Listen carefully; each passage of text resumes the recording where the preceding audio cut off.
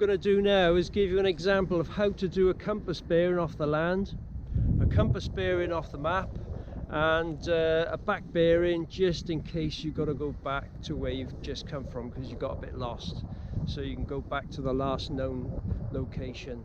So let's go and have a look. Now say you're walking along and you see where you want to go, you want to cross that bridge just over there, by there, but all of a sudden the mist starts to come down. Before you lose visibility, you get your compass out and quickly do a compass bearing towards where you want to go, which is the bridge. Okay, ideally you could aim off purposely to the left or the right. This situation would be the right would be the best one. So you aim off to the right and do a compass bearing, and then you can walk on that bearing. You know, then you'll hit the fence and then you'll know to turn left, and then you can hit the bridge and find the bridge that you want to go over. So this is how we do it. Okay, you've got your compass out and it's pointing in the right direction. You've looked up a couple of times to make sure it's as accurate as it possibly can be. And what you do now is you want to get that orienteering arrow, or the little red shed there, lined up with this the north part of the needle, like this. And take your time, do as accurate as you possibly can. And there you go, that's it. That's all you've got to do a compass bearing off the ground. Just bear in mind, you know, you can take note of what degrees you're on, just in case you put the compass back in your pocket and it knocks it out slightly, and then you'd be going in the wrong direction then. So if you know what degrees you're on and you put it in your pocket and you bring it back out and it's out, then you can put it back to where it originally was. So there you go, that's how you do a compass bearing off the ground. Simple. Now if you've got one of these compasses with the sights on the top, what you could do is use the sights and aim to where you want to go. Keep it nice and flat, and then line up the orienteering arrow with the north part of the needle, which is already done because I've only got one pair of hands here. And I'll just get it down a bit like that. There you go. And it's already done, but if you went offline, you were going in the wrong direction, you can see that the orienteering arrow is not lined up with the north part of the compass needle, which is the red part. So what you do then is just get yourself back in the right direction by marrying them both up like that. There you go. Easy. Right, how to take a compass bearing off the map. What you do is, say you want to go from this point here, which is Furtor on Dartmoor, and you want to get back down to the brook, which is here. What you do is you get the base plate lined up, the edge of the base plate that is, lined up with where you are to where you want to go, like that. So there's the edge of the base plate. You can use these lines in the base plate as well. They are better normally, but this particular compass is a bit short. Now, so you're all lined up. Just bear in mind the direction of arrow travel is pointing in the correct direction, because you want to go in that direction. And what you do then is line up your orienteering lines inside the compass housing like this, with grid north, which is the lines, the little blue lines going up and down like this, which is this particular one actually. So get it all nice and accurate, take your time, make sure it's all good. And what you do then is you put your map away, and then same again, you just line up the little red shed there. Just get me pointer, the orienteering arrow, lined up with the compass, the north part of the needle, like that. Always stand behind it when you do this. Okay, you could veer off a little bit, so always stand behind the compass. Don't hold it with your wrist bent. Just stand behind it. I can't stand behind it because I'm sort of kneeled down behind the camera. So yeah, always stand behind the compass, and you'll be going in that direction. And it's as easy as that. Now, if you've got one of these compasses, which has got a cover on and a little mirror and sights right there, what you do is just lay it flat like that. Do the same again, just line the base plate up for where you are, to where you want to go.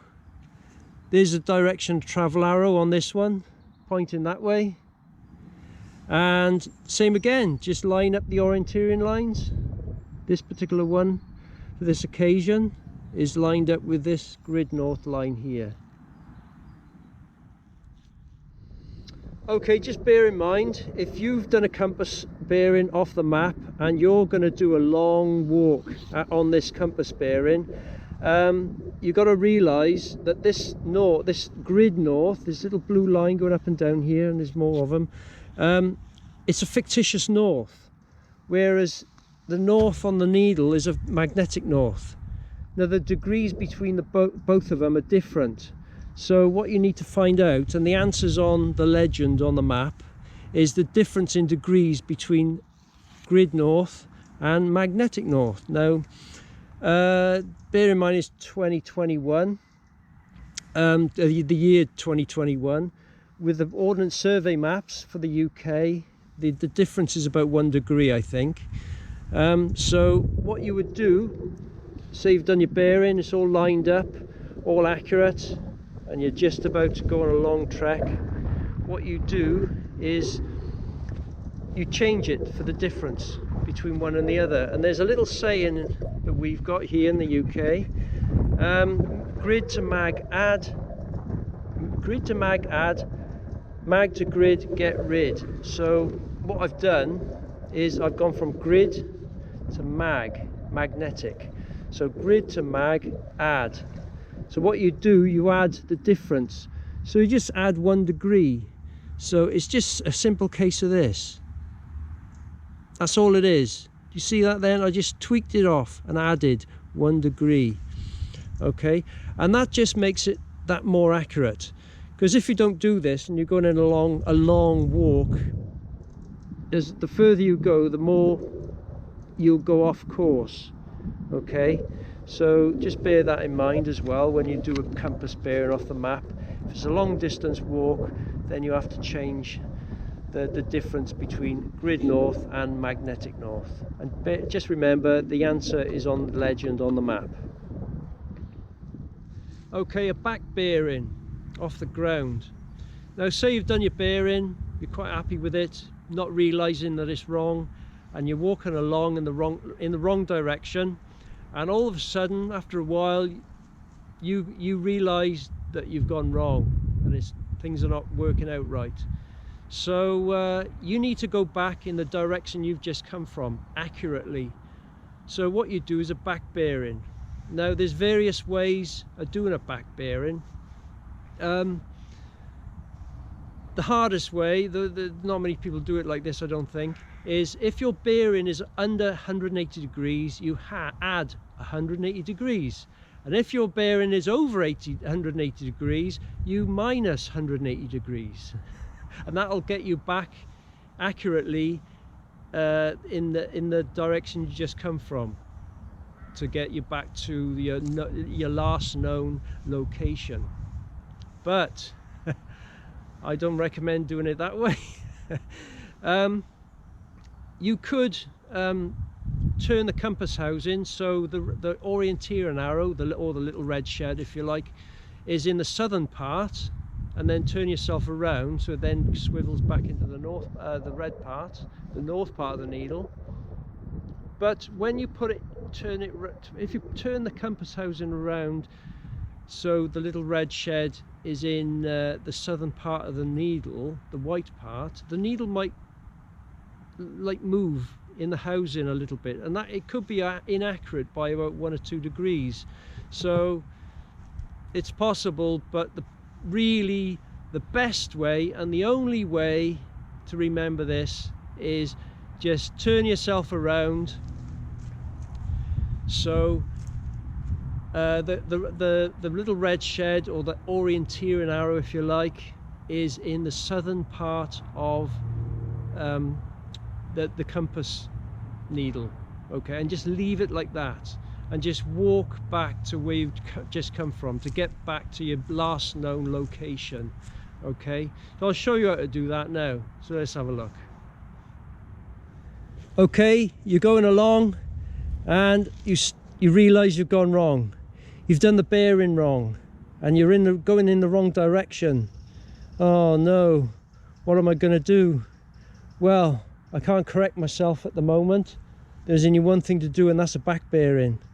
So I got to go back in the direction I just come from accurately to my last known destination and location. So what you do simply is just turn yourself around until the little orienteering arrow is in the southern part of the needle, the white part, just like that. Okay, and just put the little red shed in, the orienteering arrow in, line it up like that with the southern part of the needle. Don't turn anything, don't change anything, that's just it, that's it. And then you go back to where you just come from, swearing and cursing for half an hour. There you go, and that's how you do a back bearing on the ground, that is. And I'll give you an example with this compass as well. You've gone wrong, you've got to turn round. So this time, same thing, but you put the little orienteering arrow in the black part, which is the same thing, it's the southern part of the needle. Just line it up like that, nice and accurate, give it a little shake if you have to, and then get back to where you've just come from, cursing and swearing.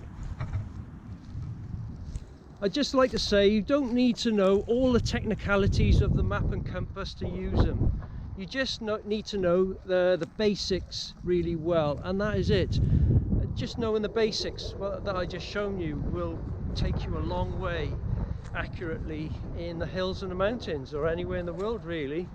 So anyway, that's all I'm going to say, except thanks for watching this far, and like, share, subscribe if you like, and stay safe. Oh yeah.